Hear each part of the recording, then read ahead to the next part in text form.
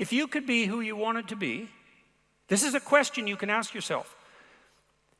If you could be who you wanted to be, or let's say if you could be who you wanted and needed to be, or maybe you could even extend that, if you could be who you wanted and needed to be in a manner that would be best for you and best for other people, because why not extend it that way? What would that look like?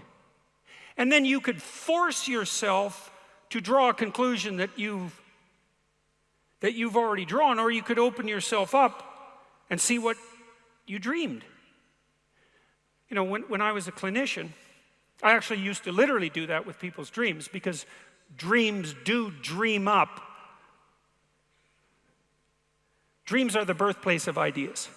That's a good way of thinking about it. That's the imagination, the dream. And if we were struggling, say, in our therapeutic dialogue with issues of identity, it was often very useful to turn to dreams, because dreams would produce visions of possibility. That's what dreams do. That's not all they do, but that's something that they do. And so you could say to yourself, well, this is knocking in a real sense.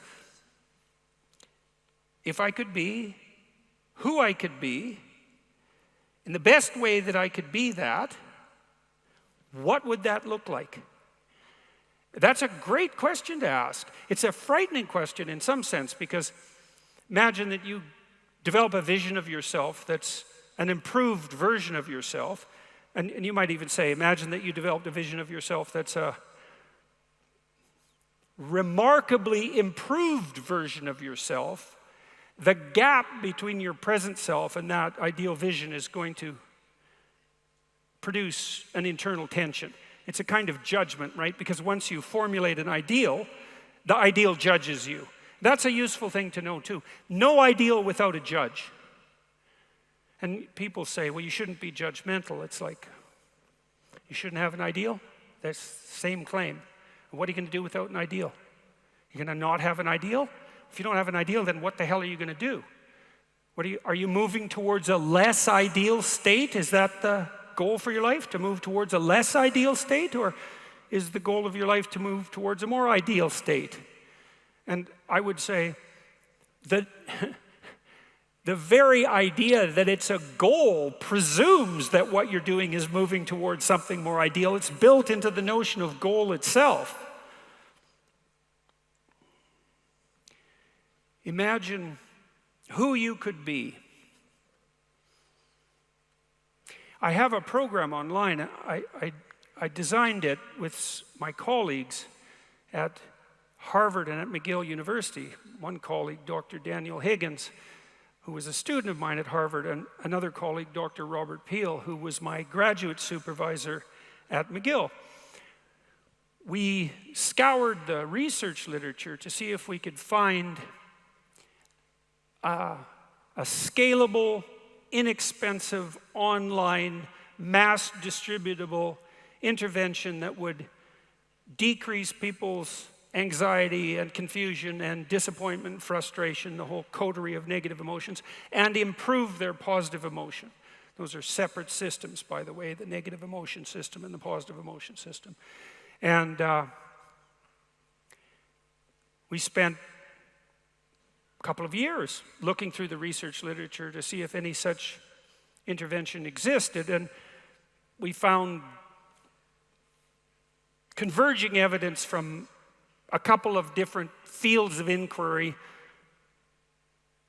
that suggested that biographical writing could be of great aid. So here's something to contemplate. If you have memories that are more than 18 months old, and those memories come up of their own accord, and they bother you, they still contain emotion, especially negative emotion, then there are parts of you, this is one way of thinking about it, there are parts of you that are still trapped in the past that are crying to be released. Or there are impediments that you encountered in the past that are still blocking your way. Or there are pits that you fell into because of the error of your ways or because of bad luck that you're still afraid you might run into again. And the reason those memories come up is because the instincts that drive your negative emotions are trying to warn you of danger. And it's the case that if you allow yourself to dream of those memories again, to let them unfold inside you, and if you write about them carefully, that you can find your way once again, and that those memories will recede. It's part of a broader, that fact is part of a broader set of facts that characterize both clinical improvement and learning. Tammy made some reference to that in a narrative way with her story. If you confront that which frightens and stops you voluntarily, you become braver and more able.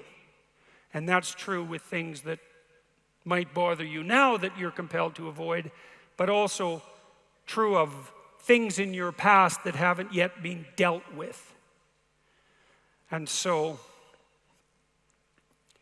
one of the exercises online, self-authoring exercises, helps you walk through your past, assessing the emotional experiences of your past in the different epochs of your life and trying to get your story straight. Why? So you know where you are. Why? Well, if you don't know where you are, how are you going to plot a course to where you need to be? Because one thing you need to know to get where you want to go is where you are now. Otherwise, you're lost. Another part of this exercises is a future authoring program. And we found a literature mostly produced by industrial psychologists interested in, for example, facilitating or improving performance in the business world, demonstrating, for example, that if you want to motivate your employees, one thing you could do is ask them to detail out their goals as employees. Or you could contrast that with having them develop a vision for their lives. And it turns out that if you encourage those you work with to develop a personal vision, that they become much more effective at work.